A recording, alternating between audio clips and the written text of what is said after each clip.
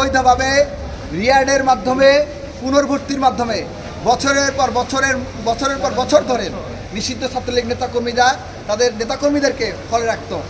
যেখানে অনার্স শেষ হওয়ার কথা 4 বছরে, মাস্টার্স শেষ করার কথা 1 বছরে, অর্থাৎ 5 বছরে অনার্স মাস্টার্স শেষ হওয়ার কথা, সেখানে তারা রিয়ার্ডের নাম করে প্রায় 3 বছর অতিরিক্ত অর্থাৎ প্রায় 8 বছর হলে অবস্থান করত। আপনারা জানেন ঢাকা বিশ্ববিদ্যালয়ে সিট সংকট রয়েছে। প্রথম বর্ষের শিক্ষার্থীরা কোনো সময় শতভাগ সিট পায় না। এই অবস্থা যদি একজন শিক্ষার্থী অন্যায়ভাবে 8 বছর সিট দখল করে রাখে, তাহলে তো প্রথম বর্ষের শিক্ষার্থীকে গণরুমে যেতেই হবে। এইভাবে কৃত্রিম সংকট তৈরি করে ছাত্রলীগ গত 16-17 বছর গণরুম গেস্ট রুম কায়েম করে শিক্ষার্থীদের নির্যাতন করেছে। আমরা দাবি করেছিলাম ফলে যেহেতু আমাদের সিট সংকট রয়েছে, সুতরাং সিটের স্বচ্ছ নীতিমালা দিতে হবে এবং সেই স্বচ্ছ নীতিমালা হবে প্রত্যেক শিক্ষার্থী সেশন ধরে আসবে এবং রেজাল্ট হওয়ার সাথে বেরিয়ে যাবে। রিয়াড নিয়ে পুনর্ভর্তি হয়ে ফলে থাকার সুযোগ থাকবে না।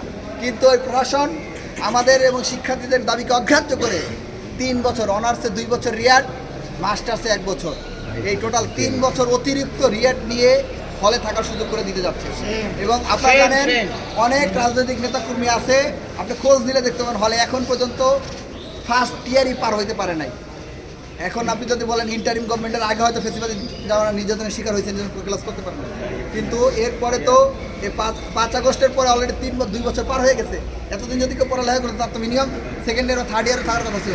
কিন্তু এখন আমরা দেখতে পাচ্ছি অনেক রাজনৈতিক কর্মী এখন ফার্স্ট ইয়ারে আছে, তারা রিয়াড নিয়ে আছে, কারণ তারা বছরের পর বছর ধরে সিট দখল করে এইভাবে কৃত্রিম সিট সংকট তৈরি করে হলের উপরে দখল দায়িত্ব রাখতে চাই। তা আমরা সেটির অবসান চাই। আমাদের প্রথম বর্ষের শিক্ষার্থীরা যে কান্নাকাটি করেন, হলে থাকতে পারেন না, তাদের রাস্তায় ঘুমাইতে হয়, মেঝেতে ঘুমাইতে হয়, মসজিদে ঘুমাইতে হয়, ফুটপাতে ঘুমাইতে হয় এবং মানুষের বাড়িতে দাঁড়ে দাঁড়ে ঘুরতে হয়, সেটা যাতে না হয়। প্রথম বর্ষের শিক্ষার্থী যাতে প্রথম বর্ষ থেকেই সিট পেয়ে যায়, সেই দাবিতে স্বচ্ছ নীতিমালার দাবিতে আমরা এখানে এসেছি। যে আমাদের দাবি হচ্ছে সিটে আবাসনে কোনো রিয়ার্ড বা পুনর্গতি সুযোগ থাকবে না। আমি কথা বলার জন্য অনুরোধ করছি ডাকসুর পরিবহন বিষয়ক সম্পাদক সিটের সদস্য আসিফ আব্দুল্লাহ।